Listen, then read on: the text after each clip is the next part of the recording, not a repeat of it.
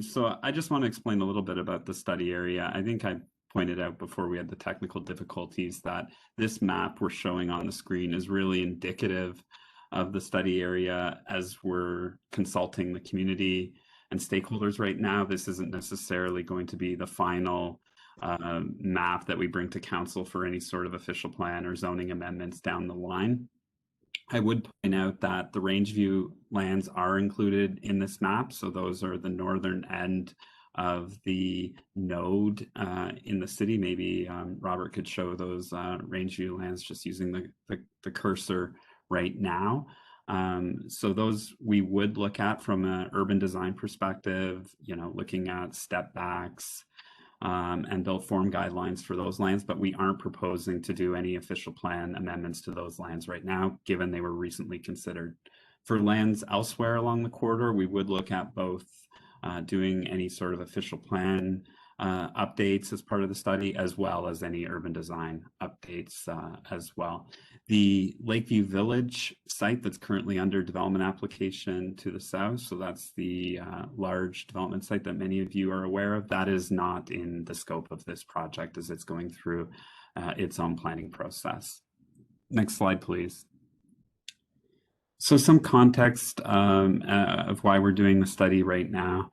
In short, we're seeing that some of the development applications of late have been significantly different than the in-force height and density permissions that are in the city's official plan.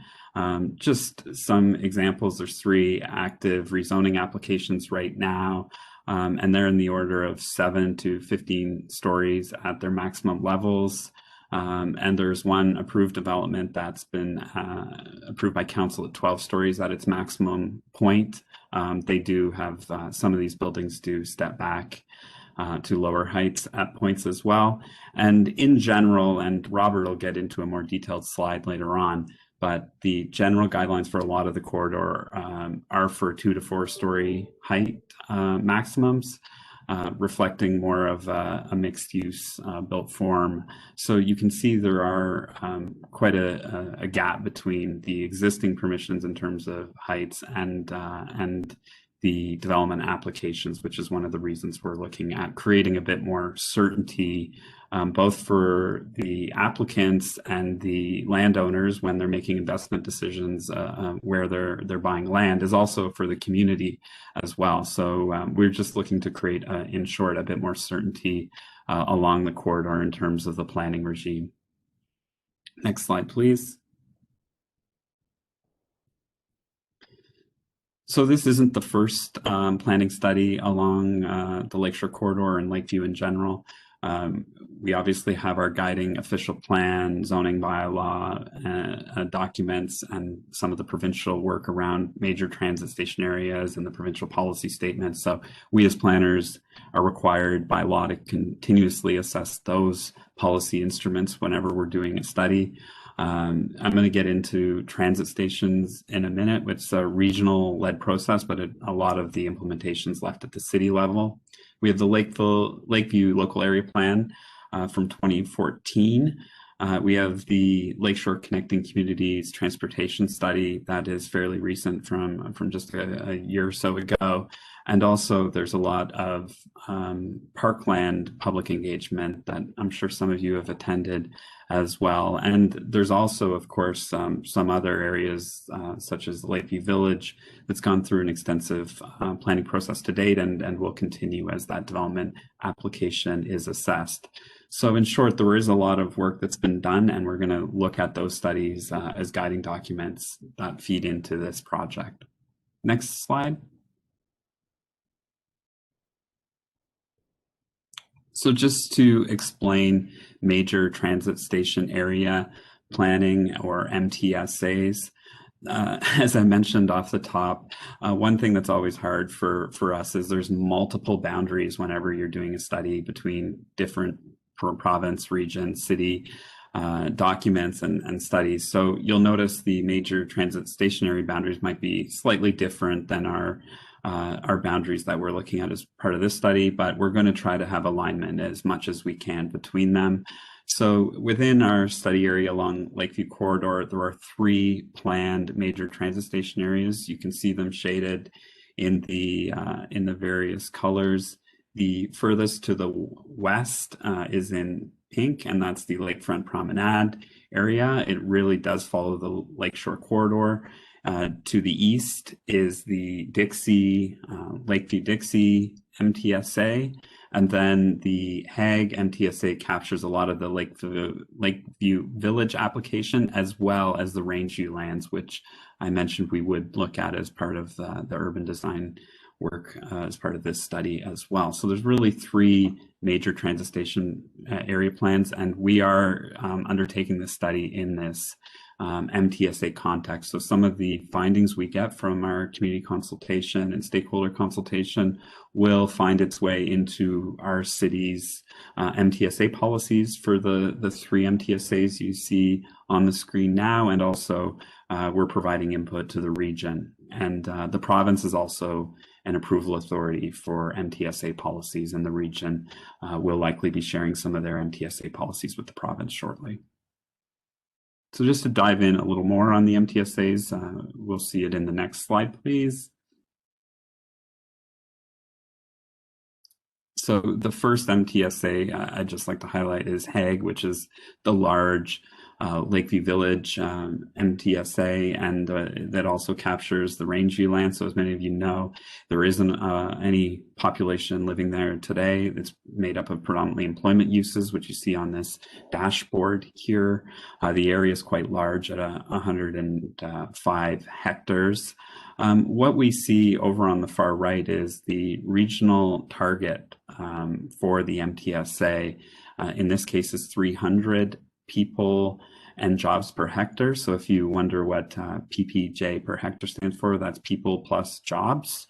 And what you see with the active applications we have in the area, this isn't to suggest council is going to approve the applications at whatever they're currently at, but we get in the order of 283 PPJ per hectare.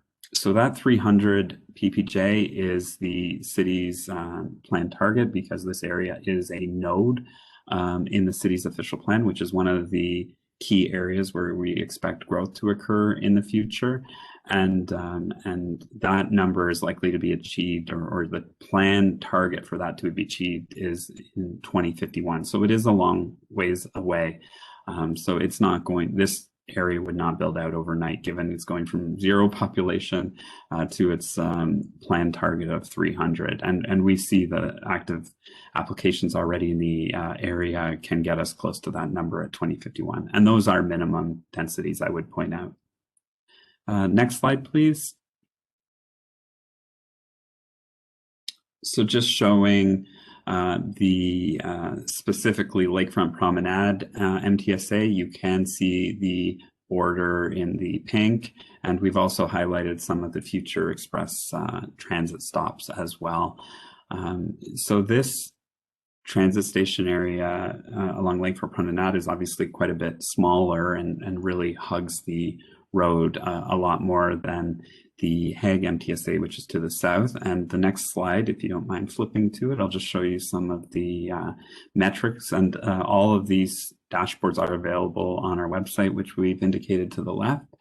So the Lakefront Promenade transit station area, it has a population right now of 430 and 200 employees. It's a relatively small area just along the corridor, and it does not include much of the residential low density areas to the north and south. The planned minimum target in terms of the density to 2051 is 160 people and jobs per hectare, and that's a provincial requirement because there's a planned BRT for that corridor bus rapid transit in the future. We're required by the province to plan for a minimum of 160 people and jobs per hectare.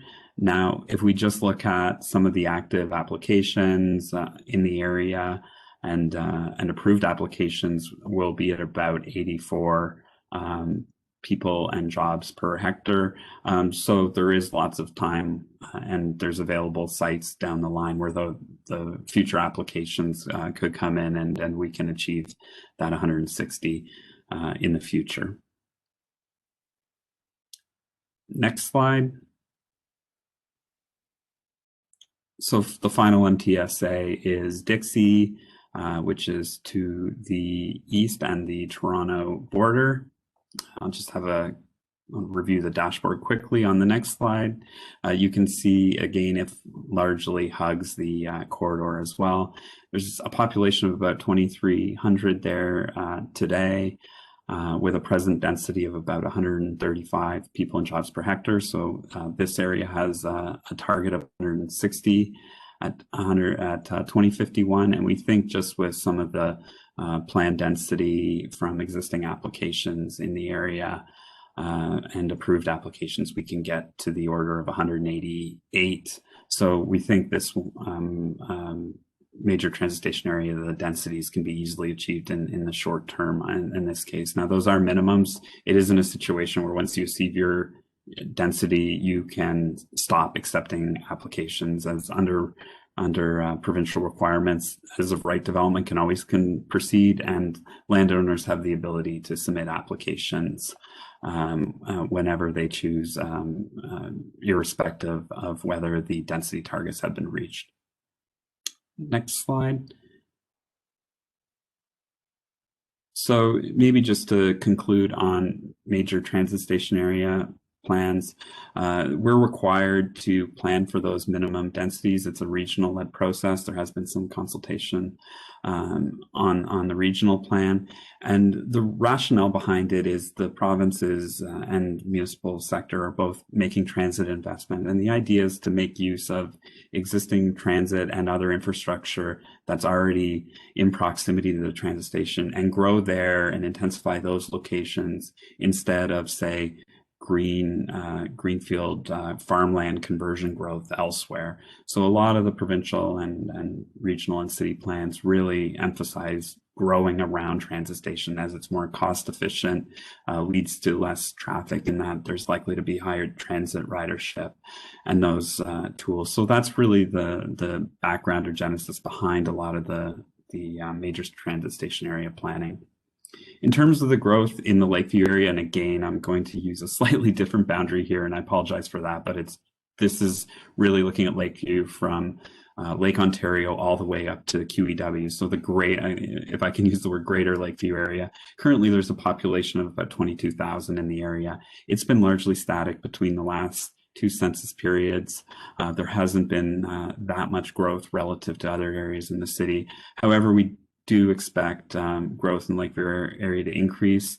We're working with the region on some new population forecasts, but in the order of 15% of the city's residential unit growth to 2051, we do expect in the Lakeview area. And again, that captures some big development sites like the Lakeview Village property, which is in the 8,000 unit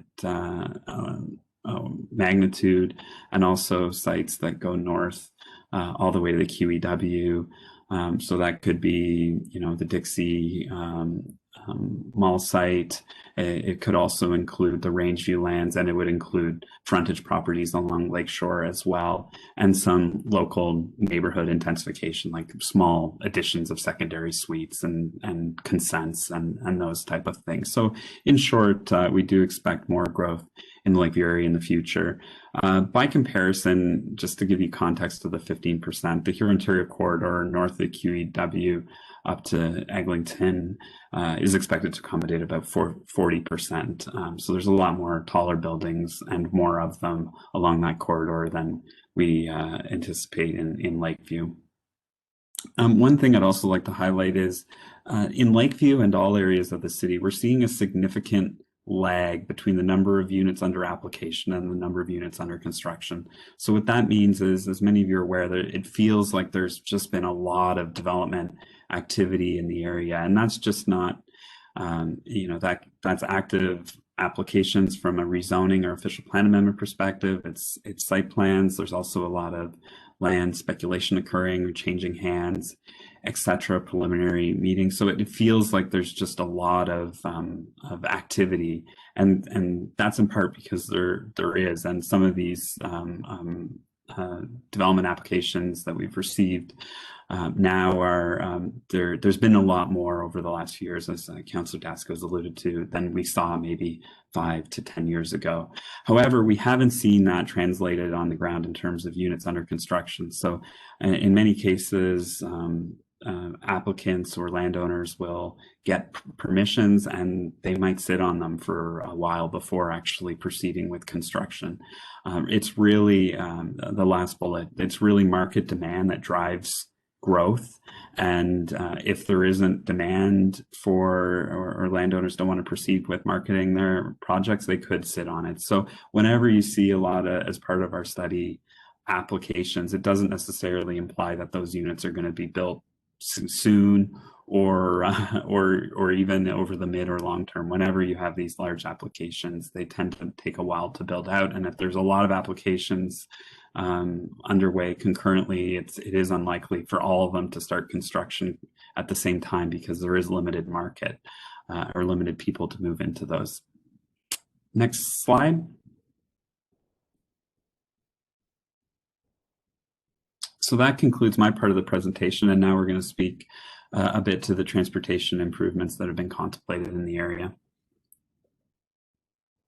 Thanks, Jason. Hello, everyone. My name is Mark Vandersluis, and as Ruth mentioned earlier on, I am a project leader in the transportation planning section at the city. Some of you might know I led the Lakeshore Connecting Communities Transportation Master Plan for the city. And just to give you a brief overview of what that study recommended in this area, this section of Lakeshore Road will see multiple transportation infrastructure improvements, wider sidewalks with street trees and street furniture, separated dedicated cycle tracks on both sides of the road, and center running dedicated transit lanes with 3 bus rapid transit stations, as Jason has gone over in the last few slides. The local bus service will remain on Lakeshore Road, and an additional express bus service route will be added. At full build out of the proposed service, we are expecting a local bus every 7.5 minutes and an express bus every 5 minutes. So we can go on to the next slide. So background work is currently underway for the Transit Project Assessment Process, or TPAP, that will further the approvals and design for the dedicated bus only lane. This TPAP is expected to be completed by March of 2022. In order to account for construction timelines set out in our Investing in Canada Infrastructure Program funding, an environmental assessment for the rest of the Lakeshore corridor, as well as the active transportation bridge over the Credit River, will also be undertaken simultaneously. Next page.